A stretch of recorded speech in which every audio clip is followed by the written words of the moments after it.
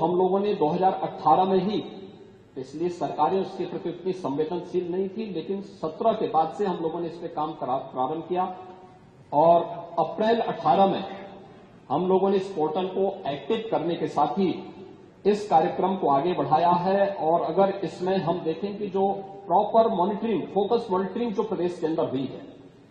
उसका परिणाम है कि जो पेंडेंसी थी, ये पेंडेंसी एक दिन की नहीं थी, एक वर्ष की नहीं थी, ये वर्षों वर्षों से पड़ी हुई थी। महिला संबंधी अपराध से जुड़े हुए मामलों में, बलात्कार के मामलों में, नाबालिगों के साथ जो उनके सेक्सुअल हैरेसमेंट से जुड़े हुए जो मामले थे, वर्षों से पेंडिंग थी। उस पेंडिंग्स को पूरा करने के साथ आज मुझे बताते हुए प्रसन्नता है कि उत्तर प्रदेश देश के उन टॉप 3 राज्यों में है जिन लोगों ने पेंडेंसी को पूरा करते हुए, और देश के अंदर जो पेंडेंसी रेट के आधार पर प्रदेश का देश में द्वितीय स्थान, और इन मामलों को, अपराधियों को सजा दिलाने के मामले में, मामलों के पूरी तरह निस्तारण के मामले में देश के अंदर तीसरे स्थान पर उत्तर प्रदेश है। महोदय, ई प्रोसिक्यूशन में उत्तर प्रदेश देश का सबसे बड़ा राज्य है, लेकिन ई प्रोसिक्यूशन प्रणाली को लागू करने वाला राज्य भी है, और इसमें देश के अंदर नंबर 1 स्थान पर यूपी का स्थान है। महिला और बाल अपराध संबंधी अभियोगों के निस्तारण में देश में प्रथम स्थान है। लगभग हमारे 98% से अधिक मामलों का निस्तारण करने में उत्तर प्रदेश आज देश का वह पहला स्थान रखता है। और मैंने जो पहले भी कहा, घरेलू हिंसा से पीड़ित महिला के लिए 181 की एक सर्विस है, और 1090 बाहर महिला संबंधी अपराध के लिए जब कोई घटना घटित होती है तो कोई महिला कॉल करती है तो उस पर तत्काल सेवा उन्हें उपलब्ध होती है। इन सबको इंटीग्रेट करने का काम भी 112 के साथ इंटीग्रेट करने, 181, 1090 और 112 को भी इंटीग्रेट करके अगर कहीं भी सूचना आ रही है, उस सूचना को संबंधित तक भेजने के साथ ही उसको तत्काल रिलीफ मिल सके, इसके लिए भी यहां पर कार्य किया गया है। यही नहीं, प्रदेश के अंदर एक महिला थाना हर जनपद में स्थापित करने के साथ साथ एक अतिरिक्त थाने की जिम्मेदारी भी महिला थानाध्यक्ष को उपलब्ध करवाया गया है। और हर थाने में, जो प्रदेश के अंदर 1585 थाने हैं, इन 1585 थानों में महिला हेल्प डेस्क अलग से बना करके एक व्यवस्था बनाई है। और 2020 से हमारी सरकार पूरे प्रदेश के अंदर मिशन शक्ति के एक अभियान को आगे बढ़ा रही है।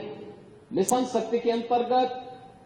पिछले 7 वर्ष में हम लोगों ने लगभग 1.5 लाख पुलिस कार्मिकों की भर्ती की है प्रदेश के पुलिस बल में। और मुझे बताते हुए प्रसन्नता है कि 17 के पहले जितनी भी भर्तियां हुई उन सभी को अगर हम जोड़ लें तो कुल 10,000 महिला पुलिस कार्मिक भर्ती हुई थी। लेकिन 17 से लेकर के 22-23 तक जो भर्तियां हुई, इन भर्तियों में प्रदेश में 20,000 से अधिक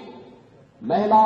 पुलिस कांस्टेबल की भर्ती करने में हमें सफलता प्राप्त हुई। यानी आजादी के 70 वर्षों में जितनी भर्ती हुई थी महिला, उससे दुगनी भर्ती अकेले 5 वर्ष के अंदर हमने पुलिस महिलाओं को यहां पे भर्ती किया। पुलिस की भर्ती में उनकी 20% हॉरिजॉन्टल आरक्षण की व्यवस्था उन्हें प्राप्त हो सके, इसको अनिवार्य रूप से प्रदेश के अंदर लागू किया। लखनऊ, गोरखपुर और बदायूं में महिला पीएसी की बटालियन के गठन की कार्रवाई को भी आगे बढ़ाया। लेकिन जो पुलिस कार्मिक महिलाएं भर्ती हुई थी, वे केवल एक कांस्टेबल के रूप में ऑफिस के कार्य को या थाने तक ही अपने को सीमित न रखे, बल्कि महिलाओं की सुरक्षा के साथ साथ शासन की योजनाओं को महिलाओं तक पहुंचाने के लिए उनकी प्रतिभा का लाभ समाज ले सके, इसके लिए प्रदेश के अंदर 10,000 से अधिक महिला बीट स्टेशन स्थापित किए गए, महिला पिंक बूथ की स्थापना की गई, और यह भी व्यवस्था लागू की गई कि ये महिला बीट पुलिस अधिकारी हर मिशन शक्ति के अंतर्गत वहां पर जाएंगी, वहां पर सप्ताह में एक बार जाकर के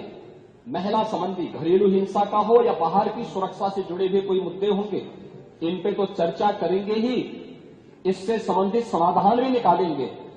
लेकिन इसके अलावा महिलाओं से संबंधित, उनकी सुरक्षा से संबंधित जो भी, या उनकी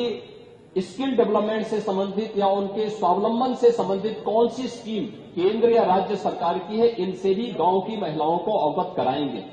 और ये मिशन शक्ति का एक कार्यक्रम प्रदेश के अंदर लगातार ये जारी है और इसके बहुत अच्छे परिणाम भी हम सबके सामने देखने को मिले हैं।